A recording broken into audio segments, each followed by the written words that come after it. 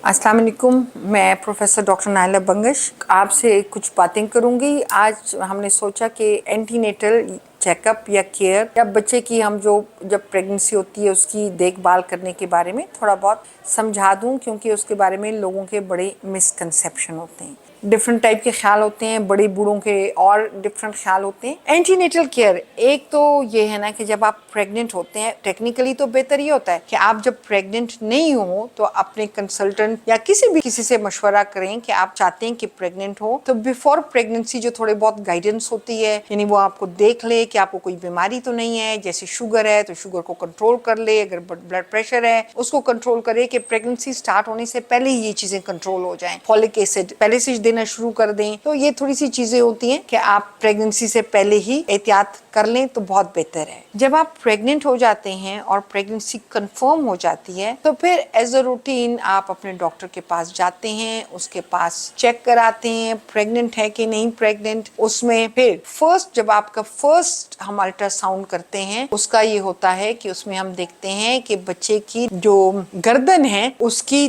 Thickness कितनी है, उससे भी कुछ एबनॉर्मेलिटीज का पता चलता है। और दूसरा अल्ट्रासाउंड से ये पता चल जाता है हमें कि बच्चा ठीक है, उसकी हार्ट बीट है, एक है बच्चा ग्रो ठीक कर रहा है, अपने टाइम के हिसाब से बराबर है। और डेट निकालते हैं, वो डेट सबसे एक्यूरेट डेट होती है जो कि फर्स्ट 10 डेज और 10 वीक्स ऑफ प्रेगनेंसी में की जाती है, वो सबसे एक्यूरेट होती है। वो आपके पीरियड के डेट से भी ज्यादा एक्यूरेट होती है। फिर आपके जो डॉक्टर होते हैं वो आपको मेडिसिन देते हैं, लेकिन मैंने एक बात सुनी कि मेडिसिन सिर्फ फॉलिक एसिड लें। ये जो एक्स्ट्रा मेडिसिन होती है, हमारी औरतें अक्सर कंप्लेन कर रही हैं कि इधर दर्द हो रही है, उधर दर्द हो रही है, दिल खराब हो रहा है, फलाना हो रहा है, फलाना हो रहा है, लेजीनेस हो रही है और अजीब सी परेशानी में मुब्तला होती है। तो ये सब नॉर्मल होते हैं प्रेगनेंसी में। सब औरतों को वॉमिटिंग आती है, किसी को कम और किसी को ज्यादा। तो अगर थोड़ी बहुत वॉमिटिंग है तो मेरा नहीं ख्याल कि उसमें कोई दवाई आप लोगों को लेनी चाहिए। फॉलिक एसिड बाकायदगी से लें, क्योंकि अगर नहीं लेंगे तो कुछ बीमारियां हैं वो आपके बच्चे को हो सकती हैं। दूसरा, वॉमिटिंग की दवाई अगर बहुत ज्यादा है तो डॉक्टर खुद ही देता है, और अगर बहुत ज्यादा नहीं है तो मेरे ख्याल में थोड़ा गुजारा कर लें। दूसरा, प्रेगनेंसी के शुरू के 3 महीने में नींद भी बहुत आती है, उसके अलावा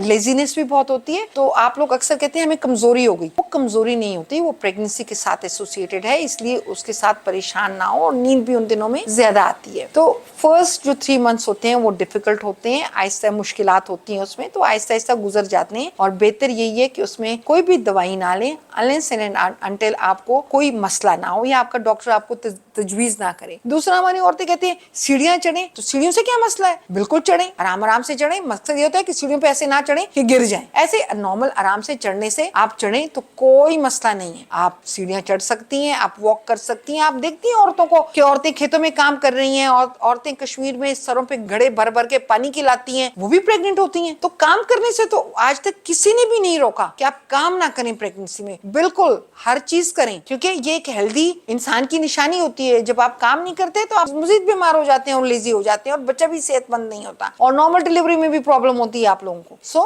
नॉर्मल प्रेगनेंसी के पहले 3 महीने नॉर्मल रहें, जिस तरह नॉर्मल इंसान होता है, जिस तरह प्रेगनेंसी से पहले आप जो कुछ करते थे। हाँ, दौड़ भाग, एक्सट्रीम एक्सरसाइज, जिम वगैरह ना करें, बाकी नॉर्मल रूटीन तो करते रहें। फिर रेगुलर चेकअप कराएं। फर्स्ट चेकअप मंथली होते हैं, डॉक्टर आपको दवाई दे देते हैं। फिर उसके बाद सेकेंड जो फेज आता है 3 महीने का, 4 से 4, 5, 6 महीने तक, ये एक अच्छा टाइम होता है। इसमें आप फ्रेश भी होते हैं, खा पी भी सकते हैं, सब कुछ कर सकते हैं। दवाइयां वो लें जो आपको डॉक्टर प्रिस्क्राइब करते हैं।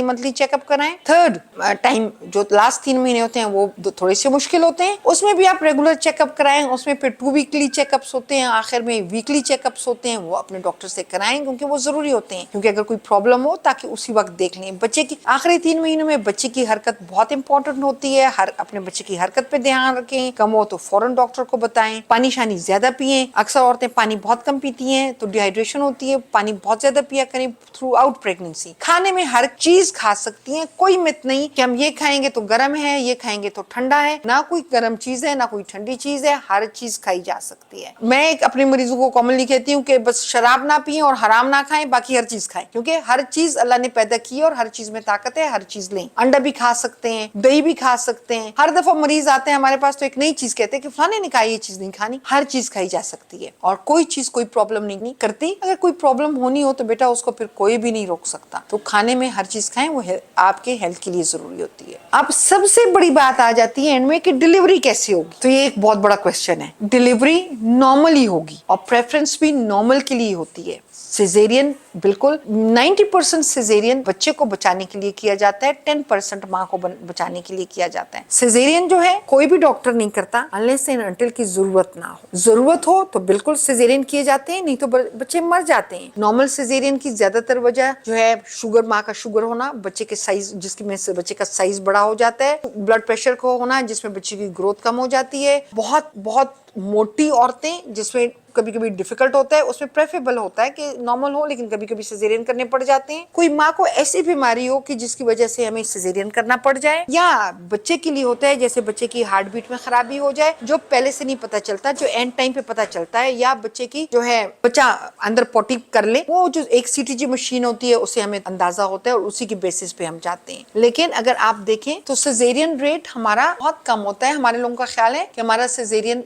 रेट बहुत है, सिजेरियन रेट ज्यादा नहीं है। प्रॉब्लम ये है कि अस्पतालों में और डॉक्टरों के पास जाते वही मरीज हैं जो कि प्रॉब्लम के पास होते हैं, साथ होते हैं। बाकी तो ज्यादातर औरतें हमारी घरों में डिलीवर होती हैं, तो डिलीवरी नॉर्मल डिलीवरी का रेट ज्यादा है। आपको सिर्फ ज्यादा इसलिए लगता है कि आप हॉस्पिटल्स में आते हैं, तो हॉस्पिटल में ज्यादातर प्रॉब्लमेटिक पेशेंट होते हैं, तो उनका सिजेरियन रेट थोड़ा ज्यादा होता है। चल एनी हाउ जो भी हो वो डॉक्टर फैसला करता है और आपको बताता है कि नॉर्मल करना है कि सिजेरियन करना है। और एक तो हमारे मरीज हमसे पूछते हैं 7वें महीने से कि नॉर्मल होगी कि सिजेरियन होगा, तो 7वें महीने में नहीं, वो नॉर्मली हमें 9 मंथ में ये आइडिया होता है, पहले से नहीं होता। आखिरी मंथ में पता चलता है। हाँ, किसी मरीज को अगर कोई प्रॉब्लम हो या बच्चे को प्रॉब्लम हो तो वो और बात होती है, या बच्चा उल्टा हो या आवल नीचे हो, तो उन कंडीशन में हम पहले से बता देते हैं। दूसरी बात, डिलीवरी के बाद बड़ी प्रॉब्लम होती है। अक्सर हम लोगों को जब ऑपरेशन करना होता है ना खा के आए, सॉरी खाली पेट आए, तो वो खा के आ जाते हैं, पूछते हैं तो सुबह पराठा खाया होता है, और जब हम उनको डिलीवरी की बात कहते हैं कि अच्छा खाओ, तो वो खाना छोड़ देते हैं। तो डिलीवरी के बाद चाहे